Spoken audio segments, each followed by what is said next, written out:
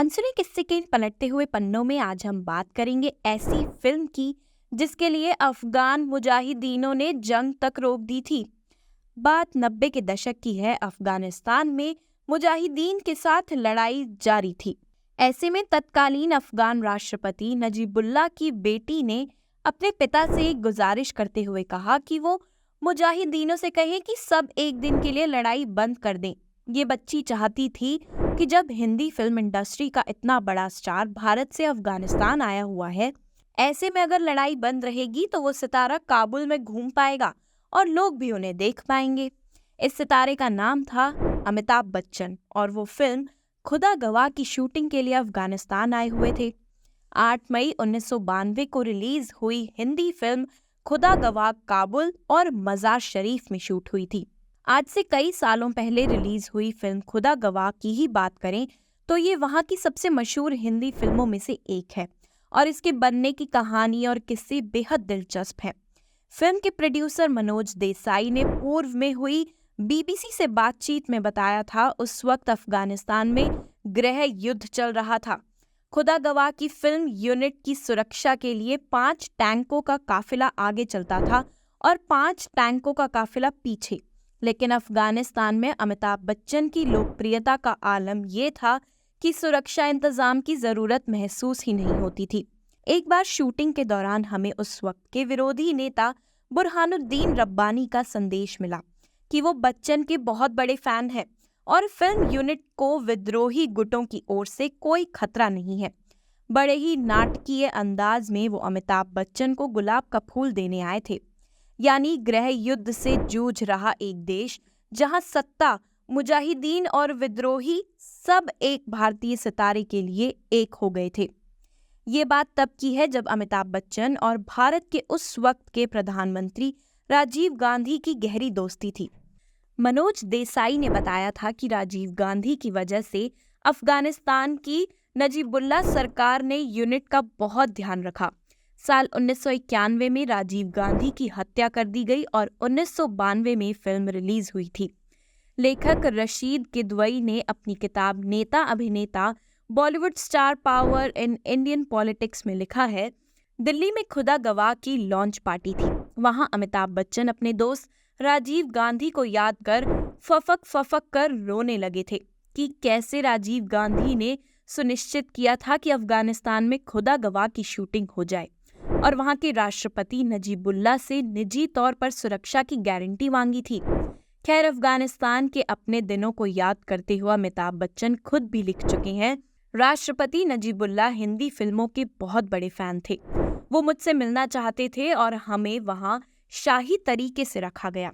हमें होटल में नहीं रहने दिया जाता था। एक परिवार ने अपना घर हमारे लिए खाली कर दिया और खुद एक छोटे घर में रहने चले गए। हमारी फिल्म यूनिट को एक कबीले के नेता ने आमंत्रित किया था। मैं डैनी के साथ चॉपर से गया था। आगे पीछे 5 हेलीकॉप्टर, ऊपर से पहाड़ों का नजारा गजब था। जब हम वहां पहुंचे तो कबीले के नेता हमें गोद में उठाकर अंदर लेकर गए, क्योंकि परंपरा ये थी कि मेहमान के पैर जमीन पर नहीं पड़ने चाहिए। काबुल में हमें बहुत तोहफे मिले। राष्ट्रपति नजीब ने हमें ऑर्डर ऑफ अफगानिस्तान से नवाजा। उस रात राष्ट्रपति के अंकल ने हमारे लिए भारतीय राग गाया। खुदा गवाह में अमिताभ बच्चन जब अपनी गूंजती हुई आवाज में ये डायलॉग बोलते हैं तो तालियों की बौछार हो जाती थी। खुदा गवाह के रिलीज होने के बाद के 32 सालों की बात करें तो अफगानिस्तान ने बहुत कुछ देखा है। इतने सालों के बाद वो फिर उसी मुहाने पर आ खड़ा हुआ है जहां कई साल पहले था। तालिबान ने अभिनेत्रियों के टीवी सीरियलों में देखने पर रोक लगा दी है। जहां तक भारतीय फिल्मों और सीरियलों की बात की है तो ये अफगानिस्तान में हमेशा से मशहूर रहे हैं। चुनिंदा ही सही, लेकिन हिंदी फिल्म इंडस्ट्री अफगानिस्तान की बदलती हुकूमतों और हालात का गवाह रही है, चाहे वो खुदा गवाह हो या धर्मात्मा। खुदा गवाह से पहले 1975 में फिरोज खान अपनी फिल्म धर्मात्मा की शूटिंग डैनी और हेमा मालिनी के साथ अफगानिस्तान में कर चुके हैं। एक पुराने इंटरव्यू में फिरोज खान ने बताया था, मैं अफगानिस्तान में फिल्म की शूटिंग के लिए लोकेशन देखने गया था। तब जहीर शाह वहां के राजा थे।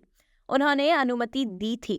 जब हम वहां शूट करने पहुंचे तो उनका तख्ता पलट हो चुका था। लेकिन अफगानिस्तान की नई सरकार ने भी हमें इज्जत दी और हमें कोई परेशानी नहीं होने दी। धर्मात्मा की शूटिंग के लिए फिरोज खान कुंदुज गए और बामियान बुद्धा को भी शूट किया। क्या खूब लगती हो, बड़ी सुंदर दिखती हो, इस गाने में अफगानिस्तान के खूबसूरत नज़ारे कैद हैं। बाद में उनका नामो निशान ही मिट गया। जितनी बार भी धर्मात्मा में हेमा मालिनी और फिरोज खान पर फिल्माए गए गाने क्या खूब लगती हो, बड़ी सुंदर दिखती हो देखती हूँ तो वीडियो पॉज कर अफगानिस्तान के सुंदर नज़ारे देख देख कर मन नहीं भरता। खुदा गवाह के बुजकशी वाले सीन भी क्या जबरदस्त फिल्माए गए हैं वहाँ।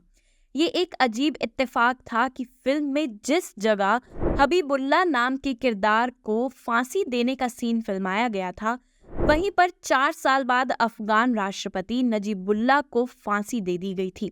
शोले में अमिताभ बच्चन के साथ काम कर चुके भारतीय अभिनेता एके हंगल भी नजीबुल्ला के अच्छे दोस्त थे और उनसे खतो किताबत करते रहते थे। अपनी आखिरी मुलाकात में अफगान राष्ट्रपति ने तोहफे में एके हंगल साहब को खूबसूरत अफगान कालीन और जर्दा दिया था। फिल्म खुदा गवाह को 30 बरस बीत चुके हैं। अमिताभ बच्चन के फैंस अफगानिस्तान में अब भी मौजूद हैं। विरासत की तरह अफगान घरों में ये फिल्म पीढ़ी दर पीढ़ी यादों का हिस्सा रही है। पर आज ये सब कुछ पीछे छूटता नजर आ रहा है और जिंदगी किन्हीं दूसरी ही दुश्वारियों और जद्दोजहद का नाम बन चुकी है। तो ये थे फिल्म खुदा गवाह से जुड़े किस्से। ऐसे और भी किस्सों को सुनने के लिए अभी सब्सक्राइब करिए हमारे चैनल अनसुने किस्से को।